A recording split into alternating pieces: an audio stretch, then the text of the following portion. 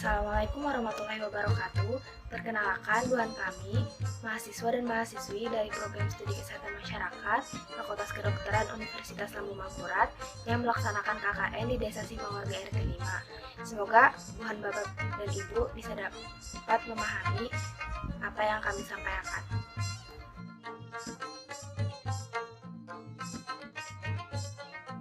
Menurut Badan Pusat Statistika atau BPS, seluruh kegiatan buang air besar yang tidak dilakukan di tangki septik atau di jamban tapi tidak memenuhi standar kesehatan itu disebut dengan BABS.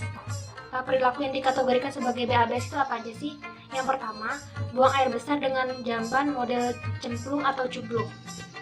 Nah, perilaku buang air besar ini menggunakan jamban yang tangki septiknya langsung berada di bawah jambannya, jadinya fesesnya langsung jatuh ke bawah ke dalam tangki septik kayak gitu.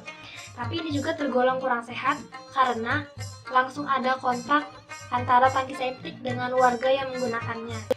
Kemudian yang kedua ada buang air besar di sungai atau di laut.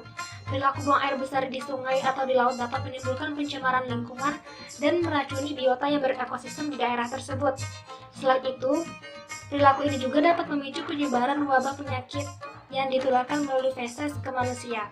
Yang ketiga, ada buang air besar di sawah atau di kolam. Buang air besar di sawah atau di kolam dapat menimbulkan keracunan pada tanaman padi. Kandungan urea dalam padi berisiko menjadi panas dan terkontaminasi feses. Akibatnya, padi tidak tumbuh dengan baik dan dapat menimbulkan gagal panen. Yang keempat, ada buang air besar di pantai, kebun, atau tanah terbuka. Hal ini dapat mengundang serangga seperti lalat, kecoa, dan sebagainya untuk menyebarkan penyakit akibat kontaminasi kotoran. Selain itu, pembuangan feses di tempat terbuka juga dapat mengakibatkan pencemaran lingkungan, menimbulkan bau yang jadi pencemaran udara, sehingga dapat mengganggu estetika lingkungan.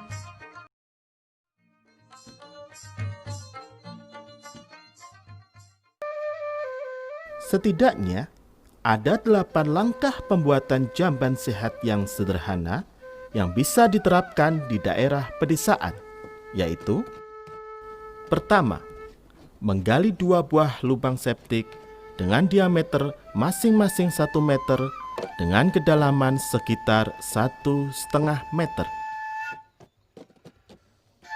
Kedua, menggali 1 buah lubang resapan dengan kedalaman 0,5 meter. Setelah itu, langkah yang ketiga adalah memasang cetakan dinding di lubang galian dinding septik dan lubang resapan. Jika semua lubang telah siap, langkah yang keempat adalah melakukan pengecoran dinding dan lantai lubang septik agar kedap air dengan menggunakan bahan dari semen, batu, pasir, dan air.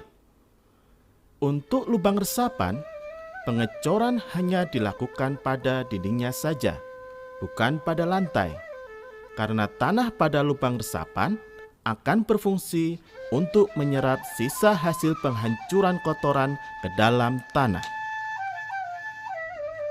Langkah kelima, membuat lubang penghubung sebesar pipa antar lubang untuk menyalurkan limbah.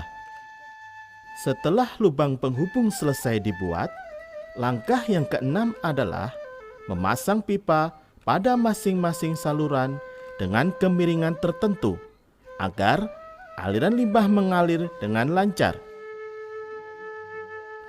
Langkah ketujuh, membuat dan memasang penutup lubang dengan menggunakan campuran semen, pasir, dan batu. Pastikan membuat lubang pada penutup dan pasang pipa secara vertikal sebagai ventilasi untuk lubang septik. Selanjutnya, langkah yang kedelapan adalah membuat dudukan untuk kloset dan pasang klosetnya.